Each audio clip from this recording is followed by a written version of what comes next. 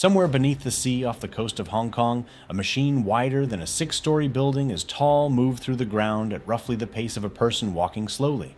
It weighed 4,850 tons.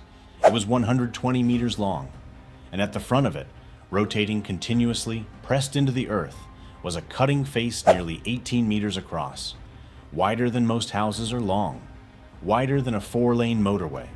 This is how Hong Kong built a road under the sea. The project. The Tuen Mun Chek Lap Kok link is a dual carriageway connecting the northwest corner of Hong Kong's new territories to the area around the international airport on Lantau Island. The link crosses a stretch of the Pearl River Delta, water, silted seabed, marine deposits, and deep granite beneath all of it. Building it on the surface was not an option. The waters it needed to cross carry significant marine traffic. The ecology of the coastal zone required protection, and building a conventional bridge across an active shipping lane in one of the most densely used sea corridors in Asia was impractical. The solution was to go under. The Highways Department of Hong Kong needed a tunnel, not a cut-and-cover construction built from the surface, but a bored tunnel driven through the seabed from below. And the tunnel needed to carry a 3-lane road in each direction, which meant it needed to be very large. The contract for the subsea tunnel section was awarded for approximately 18.2 billion Hong Kong dollars, around 2.3 billion US dollars at 2015 values. To do the work, the contractor needed a machine that had never been built before at this scale. The machine. The Herrenknecht Mixshield S-880, known as Qin Liangyu, was recognized by Guinness World Records as the largest tunnel boring machine in the world by shield diameter. Its cutting shield measured 17.63 meters across. The complete machine was 120 meters long and weighed 4,850 tons. To make the diameter legible, stand 6 average height people on each other's shoulders and you approach the height of this machine's cutting face.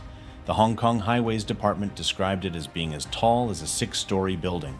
The length is harder to visualize. At 120 meters, Qin Liangyu was longer than a Boeing 747 by a significant margin. It did not sit still.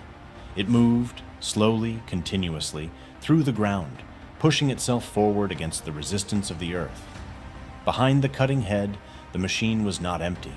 It functioned more like a moving underground factory than a single piece of equipment. As the cutter head excavated at the front, conveyor systems moved the excavated material backward through the machine's length. Simultaneously, further back along the machine's body, precast concrete segments were being lifted into position by mechanical erectors and pressed against the tunnel wall, forming the permanent lining of the tunnel as the machine advanced. The installed power was 5,600 kilowatts. The torque applied to the cutting head was 27,000 kilonewton-meters. These are numbers that resist easy comparison, but consider.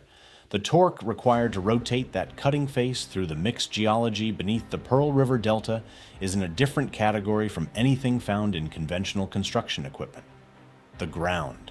Hong Kong's geology does not make life easy for tunnel engineers. The machine had to navigate complex geological conditions including granite, marine deposits, and clays, while managing high hydrostatic pressures, up to 5.8 bars at the deepest sections. To put that pressure in context, the deepest part of the bore sat approximately 60 meters below sea level. At that depth, the weight of the water column above creates pressure nearly 6 times greater than normal atmospheric pressure at the surface.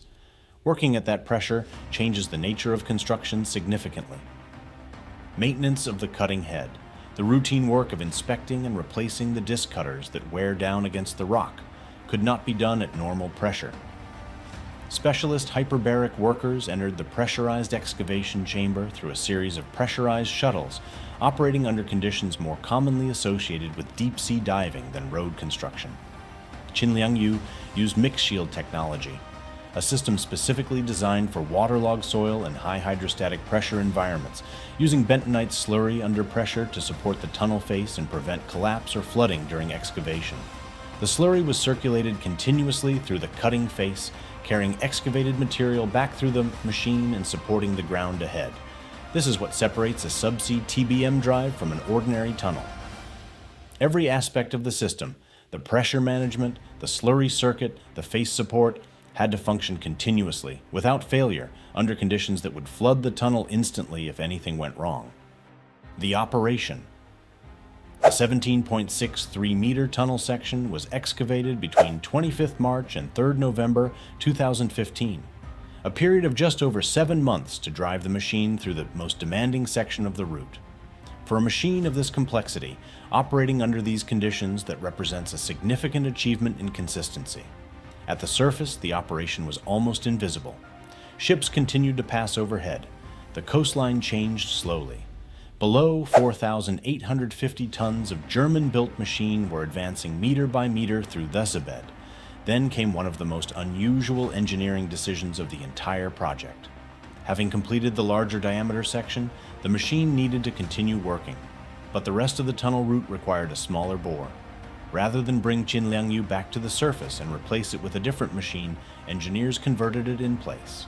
The TBM's shield was reduced from 17.63 meters to 14 meters inside the tunnel, without the machine returning to the surface.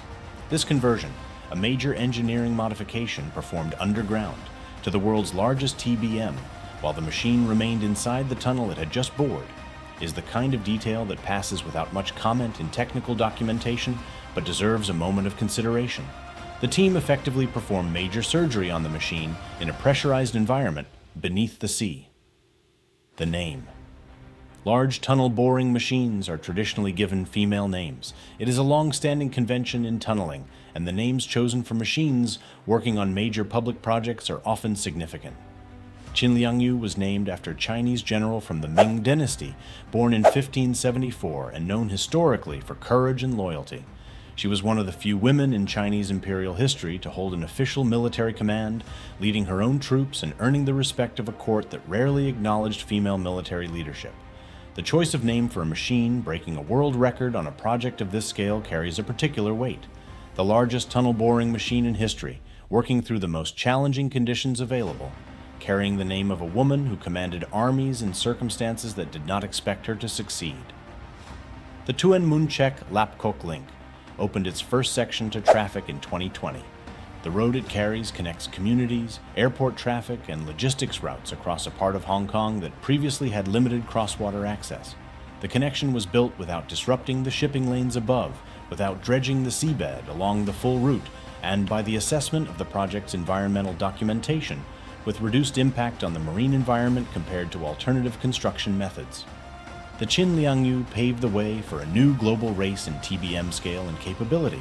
The German machine that excavated under Hong Kong was, at the same time, the pinnacle of a European generation of tunneling machines and an inspiration for the Chinese industry that is now advancing in the sector. The Guinness record it set for shield diameter stands.